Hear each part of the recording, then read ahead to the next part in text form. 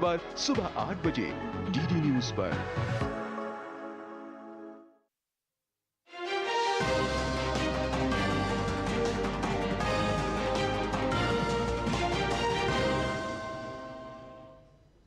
नमस्कार, सांकेतिक भाषा के इस विशेष बुलेटिन में आप सभी का स्वागत है। मैं हूं ऋतु वर्मा, मेरे साथ हैं एचआई एंकर दीपाली। खबरों की शुरुआत करें उससे पहले नजर डालेंगे अभी तक की हेडलाइंस पर।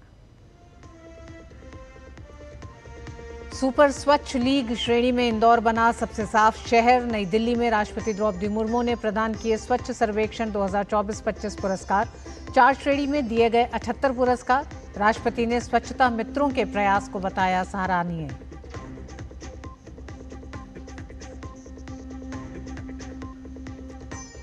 राजस्थान में फिर गरजे अमित शाह, कहा ऑपरेशन सिंदूर के जरिए पाकिस्तान को मिला करारा जवाब।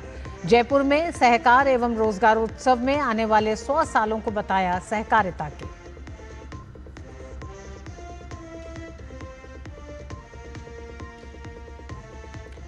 भारत के पास तेल आपूर्ति के पर्याप्त स्रोत मौजूद। ऊर्जा संवाद में पेट्रोलियम मंत्री हरदीप सिंह पुरी ने कहा अगली तिमाही में नीचे आ सकते हैं पेट्रोलियम उत्पादों के दाम।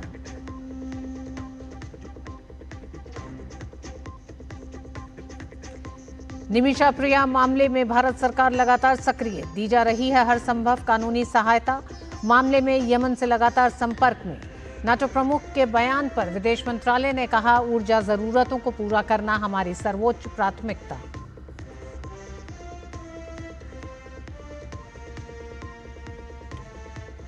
और लद्दाख सेक्टर में हुआ आकाश प्राइम मिसाइल का सफल परीक्षण। रक्षा मंत्री राजनाथ सिंह ने उपलब्धि के लिए भारतीय सेना, डीआरडीओ और उद्योग जगत को दी बधाई। कहा भारत की वायु रक्षा क्षमताओं के लिए परीक्षण बेहद महत्वपूर्ण।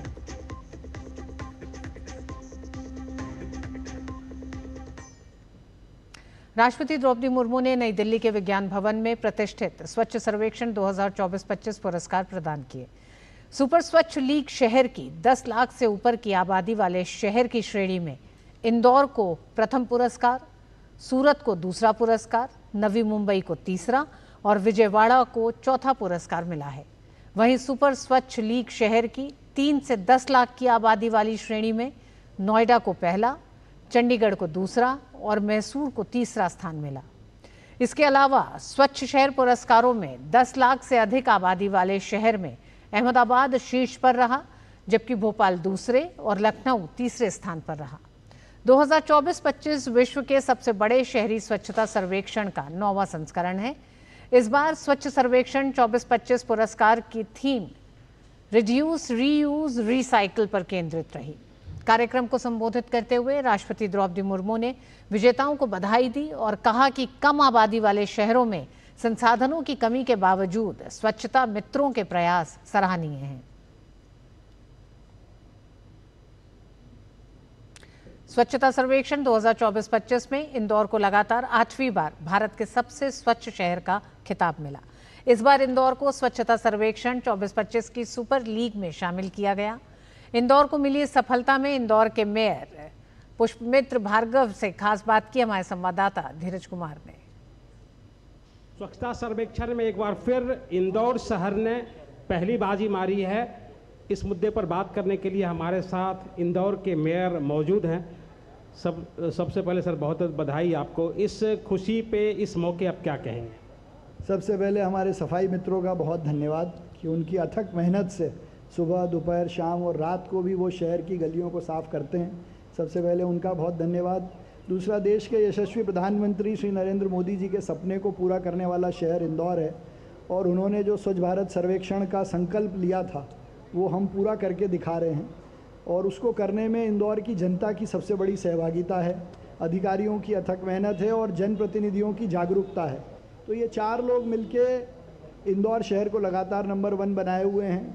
इंदौर का सफाई का मॉडल देश में अब लागू होने वाला है। इंदौर अब स्वच्छता का गुरु है। इस बार तो हम सुपर स्वच्छ लीग में थे और सुपर स्वच्छ लीग में भी हम सिरमौर हैं।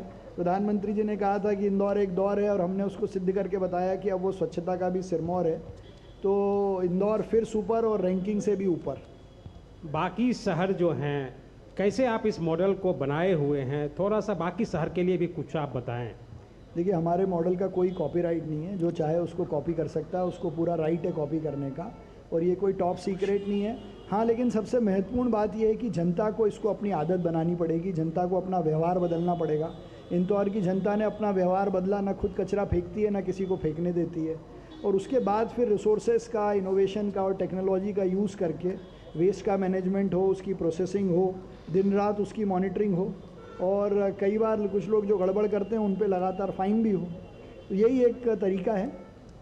और एक जो महत्वपूर्ण है, कचरे का प्रबंधन, जो कि बाकी शहर में नहीं हो पाता है। कैसे हो कचरे का प्रबंधन, कैसे कूड़े का ढेर जो बाकी शहरों में लग जाता है वो खत्म हो, इसके बारे में आप बताएं। देखिए, वेस्ट मैनेजमेंट में सबसे महत्वपूर्ण है कचरे का सेग्रीगेशन।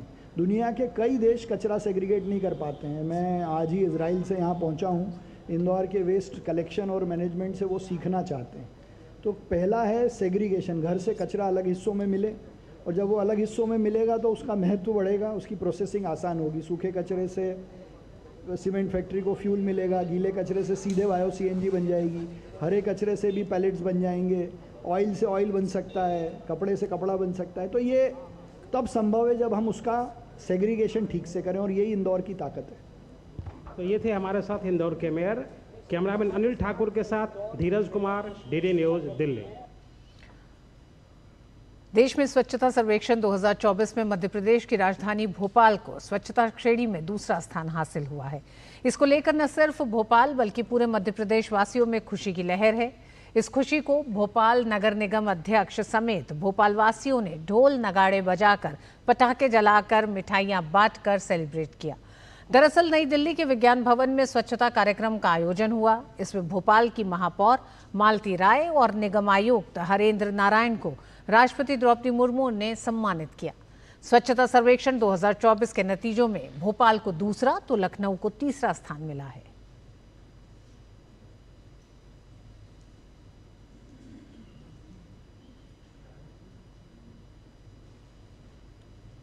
राजस्थान के जयपुर में सहकार और रोजगार उत्सव सम्मेलन आयोजित हुआ। कार्यक्रम में केंद्रीय गृह और सहकारिता मंत्री अमित शाह बतौर मुख्य अतिथि शामिल हुए और संबोधित किया। इस मौके पर अमित शाह ने कहा कि पिछले 11 वर्षों में मोदी सरकार ने देश भर के 60 करोड़ गरीबों को घर, शौचालय, गैस, बिजली और मुफ्त राशन उपलब्ध कराया है।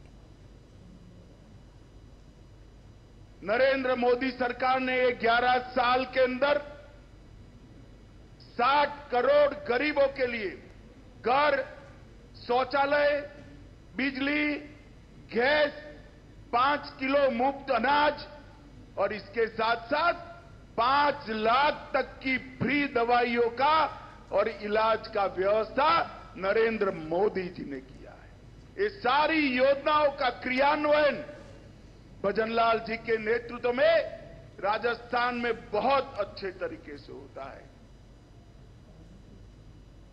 केंद्रीय मंत्री ने कहा कि देश में सहकारिता के माध्यम से कई उत्पादों का उत्पादन किया जाता है। ग्रामीण क्षेत्रों में सहकारिता की अहम भूमिका है, जिससे गेहूं, धान और चीनी के उत्पादन और क्रय विक्रय का काम होता है और 31 करोड़ लोग सहकारिता से जुड़े हुए हैं। आज 98% ग्रामीण क्षेत्र में सहकारिता की सक्रिय भूमिका है। देश का धान और गेहूं की खरीदी में लगभग 20% योगदान सहकारिता का है। उर्वरक के उत्पादन में 35% उर्वरक सहकारिता के माध्यम से उत्पन्न होता है। 30% चीनी सहकारिता के माध्यम से उत्पादित होती है और 20% से ज्यादा फेयर प्राइस शॉप भी कोऑपरेटिव के माध्यम से चलते हैं। 8,50,000 कोऑपरेटिव के माध्यम से 31 करोड़ लोग सहकारिता से जुड़े हैं। अमित शाह ने कहा कि वर्तमान सरकार राज्य में जनता के हित के लिए काम कर रही है। इससे पूर्व की कांग्रेस सरकार ने राज्य में परीक्षा माफिया को बढ़ावा दिया, लेकिन वर्तमान सरकार ने एसआईटी गठित करके इस पर कार्रवाई की। राजस्थान सरकार ने भी इतने कम समय में ढेर सारे काम किए। ये पूरा राजस्थान पेपर लीक से त्रस्त था। एसआईटी गठन कर एक कठोर संदेश पेपर लीक माफियाओं के खिलाफ राजस्थान की सरकार ने भेजा है। ग्लोबल इन्वेस्टमेंट समिट में भजनलाल के नेतृत्व में 35 लाख करोड़ के एमओयू हुए। 3 लाख करोड़ के एमओयू पर काम भी शुरू हो गए। पेट्रोल और डीजल के वेट में कटौती की, 450 रुपये में एलपीजी का सिलेंडर दिया और ढेर सारे गांवों में हर घर तक जल जीवन मिशन से पानी पहुंचाने का काम किया गया। बुलेटिन में वक्त एक छोटे से ब्रेक का। ब्रेक के बाद खबरें जारी रहेंगी। देखते रहिए टीटी न्यूज। जब धरती चीर कर निकलता है लोहे का पत्थर और मिलता है मोंगिया के जोश से, फिर तपता है, पिघलता है और बनता है फौलाद। अब होता है सरिया सारी खूबियों के साथ। मोंगिया स्टील, मजबूत देश का मजबूत सरिया। पता है, I was a bright student. कुछ करना चाहती थी, कुछ बनना चाहती थी। आप अपना खुद का स्टार्ट कीजिए ना। खुद का बिजनेस? और इसमें पैसे तो बहुत लगेंगे ना? Zero investment. Zero investment? हाँ, आई एम डूइंग इट। मैं एक principal madam. She is my client. मैं LIC एजेंट हूँ। LIC एजेंट बनो? अब बड़ा सोचो। हमारी वेबसाइट पर जाएं या अपनी नजदीकी LIC शाखा से संपर्क करें। विदेश मंत्रालय ने कहा है कि भारत सरकार ने मिशा प्रिया मामले में हर संभव सहायता दे रही है। प्रवक्ता रणधीर जायसवाल ने बताया कि कानूनी सहायता उपलब्ध कराई गई है और परिवार की मदद के लिए एक वकील नियुक्त किया गया है। उन्होंने कहा कि सरकार स्थानीय अधिकारियों व परिजनों के संपर्क में है और इस मामले पर लगातार नजर बनाए हुए है। This is a very sensitive matter and the government of India has been offering all possible assistance in the case. We have provided legal assistance and also appointed a lawyer to assist the family. We have also arranged for regular consular visits by a family, and we are also in touch with local authorities as also the family members to resolve this issue.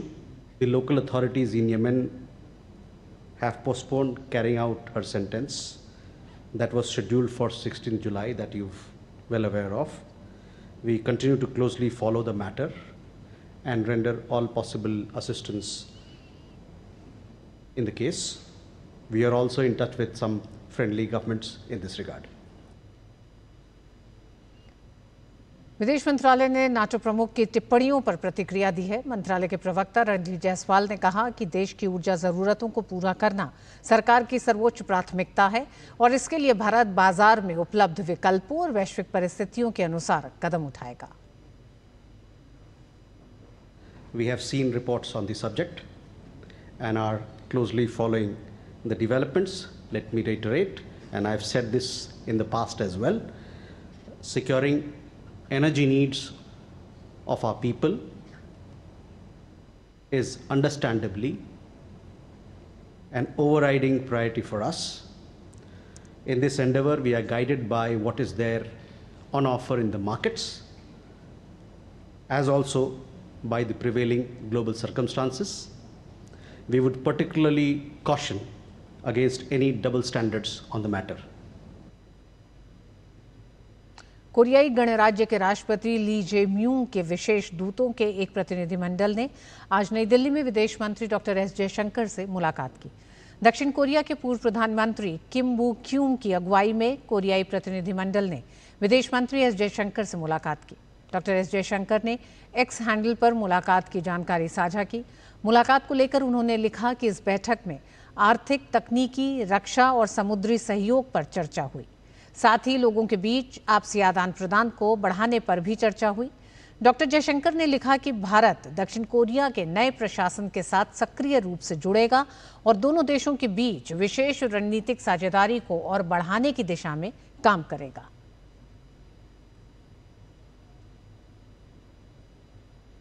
रक्षा सचिव राजेश कुमार सिंह ने आज नई दिल्ली में आयोजित एक कार्यक्रम में mount Everest और माउंट किलिमंजारो पर्वतारोहण अभियान के लिए पर्वतारोहियों के एक दल को रवाना किया। माउंट एवरेस्ट का ये अभियान नेहरू पर्वतारोहण संस्थान उत्तरकाशी उत्तराखंड के 60 गौरवशाली वर्षों के उपलक्ष्य में आयोजित किया गया था। किलिमंजारो अभियान का आयोजन हिमालयन पर्वतारोहण संस्थान ने किया, जिसमें दिव्यांग पर्वतारोही उदय कुमार शामिल थे। रक्षा सचिव ने दोनों टीमों के साहस और संकल्प की सराहना करते हुए कहा कि ये अभियान भारत की पर्वतारोहण क्षमता और युवाओं को प्रेरित करने की मिसाल है। भारतीय सेना ने बुधवार को स्वदेशी रूप से विकसित किए गए आकाश प्राइम एयर डिफेंस सिस्टम का सफल परीक्षण किया। लद्दाख की ऊंची और दुर्गम पहाड़ियों में एयर डिफेंस सिस्टम आकाश प्राइम का सफल परीक्षण किया गया। रक्षा अनुसंधान एवं विकास संगठन DRDO के वरिष्ठ अधिकारियों की मौजूदगी में इसका परीक्षण हुआ। आज के परीक्षण में आकाश प्राइम एयर डिफेंस प्रणाली ने अत्यधिक ऊंचाई पर 2 एरियर हाई स्पीड मानव रहित लक्ष्यों को सफलतापूर्वक निशाना बनाया। ये परीक्षण लद्दाख की ऊंची और दुर्गम पहाड़ियों में जहां हवा पतली होती है वहां किया गया। आकाश प्राइम एयर डिफेंस सिस्टम का सफल परीक्षण भारत की रक्षा में एक नई क्रांति है। इस हथियार प्रणाली को 4500 मीटर से अधिक ऊंचाई पर संचालित करने के लिए अनुकूलित किया गया है। ये सेना के लिए निर्मित आकाश हथियार प्रणाली का उन्नत संस्करण है। इसमें स्वदेशी रूप से विकसित RF सीकर सहित नवीनतम उन्नत सुविधाएं हैं। रक्षा मंत्री राजनाथ सिंह ने इस उल्लेखनीय उपलब्धि के लिए भारतीय सेना, रक्षा अनुसंधान एवं विकास संगठन और उद्योग जगत को बधाई दी है। उन्होंने इस सफलता को भारत की वायु रक्षा क्षमताओं, विशेष रूप से अत्यधिक ऊंचाई वाली परिचालन आवश्यकताओं को पूरा करने की दिशा में एक महत्वपूर्ण कदम बताया। पेट्रोलियम और प्राकृतिक गैस मंत्री हरदीप सिंह पुरी ने उम्मीद जताई है कि अगर दुनिया में भू राजनीतिक परिस्थितियों में स्थिरता रही तो आने वाले 3 से 4 महीने में पेट्रोलियम पदार्थों के दाम कम हो सकते हैं। ऊर्जा वार्ता के दौरान अपने संबोधन में पेट्रोलियम मंत्री ने कहा कि पूरी दुनिया में कच्चे तेल की उपलब्धता में कोई कमी नहीं है। There is availability of oil, more than enough. There is more and more crude oil coming on the market from the Western Hemisphere. That is another very important factor. I mean, if you have more supply coming in, the price will be as anticipated. Today, the price 68.5. आने वाले समय में मैं इसी range में समझता हूं कच्चे तेल के दाम रहेंगे। हमारा हिसाब है ये 65-70 के बीच में ही रहेगा। This is main stream view. अगर इसमें चेंज आएगी तो चेंज 70 के ऊपर नहीं आएगी, ये 65 से नीचे आएगी। रूस से तेल खरीदने पर अपनी टिप्पणी में उन्होंने कहा कि भारत पहले 27 देशों से पेट्रोलियम पदार्थों का आयात करता था, जिसकी संख्या अब बढ़कर 40 से भी ज्यादा हो गई है। अमेरिका द्वारा प्रतिबंध लगाए जाने की संभावना पर एक सवाल के जवाब में उन्होंने कहा कि इस मुद्दे पर किसी भी तरह की चिंता की जरूरत नहीं है और भारत के सामने कई विकल्प खुले हुए हैं। He said, I'm not worried at all. If something happens, we'll deal with it. If, for instance, major buyers of oil, major suppliers of oil just go off the market, well, there was worry when some of them went off the market earlier. The same thing happened. You either divert. वो हमारे यहाँ कहावत है ना, एक दरवाजा बंद होता है तो दूसरा खुल जाता है. I think we've got a lot of scope in that. There are a lot of new suppliers coming on the market. Our own E&P is going to go up soon. We have enough oil. BJP के प्रवक्ता जफर इस्लाम ने कांग्रेस नेता राहुल गांधी के हालिया बयानों पर निशाना साधा। उन्होंने कहा कि जब राहुल गांधी बिहार में हो रहे SIR पर सवाल उठाते हैं तो हार का ठीकरा फोड़ना चाहते हैं। EVM का रोना पुराना हो चुका है। जनता की अदालत में वो 3 बार फेल हो चुके हैं। वहीं असम के मुख्यमंत्री हेमंत बिस्व शर्मा पर दिए गए बयान पर भी उन्होंने राहुल गांधी को घेरा है। जफर इस्लाम ने कहा कि जो परिवार खुद बेल पर है वो एक चुने हुए मुख्यमंत्री को जेल भेजने की बात कैसे कर सकता है। राहुल गांधी जी अराजकता फैलाने वाले लोगों में से एक है। वो पॉलिटिकली तो फेल हो चुके हैं, जितना बार भी उनको लॉन्च किया जाता है वो फेल हो जाते हैं, लेकिन फिर भी धमकियां देने से बाज नहीं आते हैं। वो आसाम के मुख्यमंत्री को धमकी दे रहे हैं जो खुद से चुन कर आए हैं, जनता के समर्थन से चुन के आए हैं। एक चुने हुए मुख्यमंत्री को इस तरह से धमकी दे रहे हैं कि जेल में भेज देंगे। मुझे उनको याद दिलाना पड़ेगा कि वो खुद बेल पे हैं और किस मामले में करप्शन पे बेल पे हैं। और जब जनता के बीच में गए तो 3 बार जनता ने अपना फैसला सुना दिया 2014, 19 और 24 में कि जनता उनसे दुखी है, जनता ने अपना फैसला सुना दिया है। अब वेट करें, वो सिर्फ उनको इंतजार करना चाहिए कोर्ट के फैसले का। कोर्ट के फैसले के बाद अभी तो बेल में है, आगे आप ही लोग के मीडिया के सामने जेल में भी जाएंगे। स्वास्थ्य के बुनियादी ढांचे को और विकसित और सशक्त करने की केंद्र सरकार की मुहिम लगातार जारी है। स्वास्थ्य के क्षेत्र में कैसे उल्लेखनीय वृद्धि हो और दुनिया के तमाम देशों के साथ मिलकर कैसे इसे और मजबूत बनाया जाए, इसी कड़ी में heal in India medical and wellness tourism summit 2025 का आयोजन किया गया। इस आयोजन के जरिए स्वास्थ्य के क्षेत्र में भविष्य के रोड मैप पर चर्चा हुई। साथ ही विचार भी साझा किए गए और बताया गया कि कोविड-19 के समय के बाद से कैसे दुनिया के तमाम देशों के साथ फार्मास्यूटिकल और मेडिसिन जैसे क्षेत्रों में अभूतपूर्व बदलाव देखने को मिले हैं और नीतिगत निर्णयों के फलस्वरूप भविष्य में इसमें और प्रगति देखने को मिल सकती है।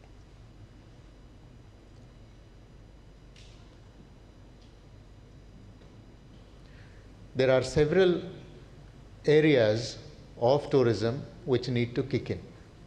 And within that framework, medical and wellness tourism are not subsectors, but they are strategic pillars on which our strategy will rest to achieve this target of $3 trillion for the tourism economy.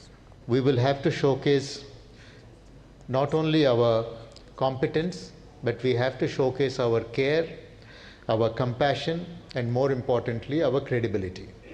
And I think those are the softer aspects that we need to also focus on today as we deliberate. NIA ने पिछले साल स्वतंत्रता दिवस से पहले असम में कई धमाकों की साजिश के तहत आतंकवादी संगठन उल्फा आई द्वारा दिसपुर लास्ट गेट गुवाहाटी में लगाए गए आईईडी बरामदगी के मामले में 2 और आरोपियों को गिरफ्तार किया है। गिरफ्तार किए गए दोनों आरोपी भार्गव गोगोई और सुमु गोगोई असम के डिब्रूगढ़ जिले के निवासी हैं और प्रतिबंधित आतंकवादी संगठन द्वारा रची गई इस साजिश में सीधे तौर पर शामिल थे। इस साजिश का मकसद देश में भय का माहौल पैदा करना और भारत की संप्रभुता, सुरक्षा और अखंडता को खतरे में डालना था। इन दोनों गिरफ्तारियों के साथ इस मामले में अब तक गिरफ्तार आरोपियों की कुल संख्या बढ़कर 3 हो गई है। गौरतलब है कि इस मामले की जांच पहले दिसपुर पुलिस कर रही थी, जिसे सितंबर 2024 में एनआईए ने अपने हाथ में लिया था। एनआईए ने पिछले महीने इस मामले में 3 आरोपियों के खिलाफ भारतीय न्याय संहिता, यूएपीए एक्ट और विस्फोटक पदार्थ अधिनियम के तहत आरोप पत्र दाखिल किया था। एनआईए के मुताबिक मामले की जांच अब भी जारी है।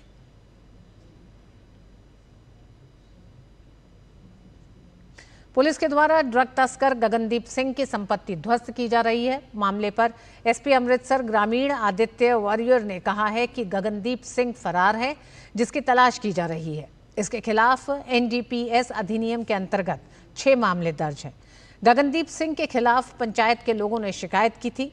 वहीं सुप्रीम कोर्ट के निर्देशों के अनुरूप नोटिस देने के बाद इसके घर को ध्वस्त करने के आदेश बीडीपीओ द्वारा दिए गए हैं। माया जी विलेज पूरे गिल है, रमदास थाने में एक विलेज। यहाँ पे जो सरपंच इन्होंने कंप्लेन किए थे बीडीपीओ साहब को कि ये जो गगनदीप सिंह है, जिसके घर हमारे अभी तोड़े हैं, गगनदीप सिंह है लिस्टेड पेडलर एंड स्मगलर। जो पंचायत के लोग इनसे तंग होकर इन्होंने कंप्लेन की है सरपंच ने मता पास करके इन्होंने बीडीपीओ साहब को इन्फॉर्मेशन देते हैं। बीडीपीओ साहब ने एज पर सुप्रीम कोर्ट गाइडलाइंस इन्होंने नोटिस दे चुके हैं। देने के बाद इन्होंने जो इनका घर है वो डिमोलिशन वास्ते ऑर्डर किए। इराक के वासित प्रांत के अलकुट शहर में एक मॉल में लगी भीषण आग से 60 से अधिक लोगों की मौत हो गई, जबकि कई लोग अब भी लापता बताए जा रहे हैं। इराक के गृह मंत्रालय के अनुसार दमकल कर्मियों ने मॉल से 45 लोगों को बचा लिया, वहीं 14 जली हुई लाशें बरामद की गई हैं। ये मॉल केवल 1 सप्ताह पहले ही खोला गया था, जिसमें एक सुपरमार्केट और रेस्टोरेंट भी शामिल था। घटना के समय कई परिवार खरीदारी कर रहे थे और रात्रि भोज कर रहे थे। सोशल मीडिया पर वायरल हुए वीडियो में 5 मंजिला इमारत में आग की लपटें उठती दिखाई दी। इराकी प्रधानमंत्री मोहम्मद शिया अल सुदानी ने मामले की जांच के आदेश दिए हैं और गृहमंत्री को घटनास्थल पर भेजा गया है।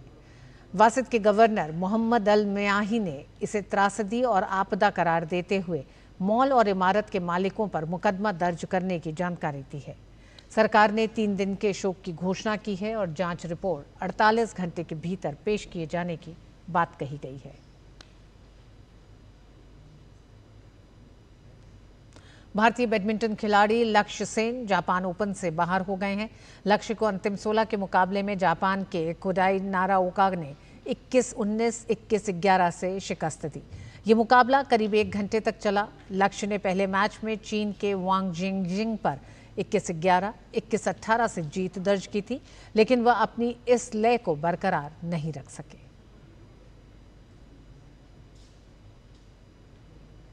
इस विशेष बुलेटिन में बस इतना ही। मुझे और दीपाली को दीजिए अनुमति।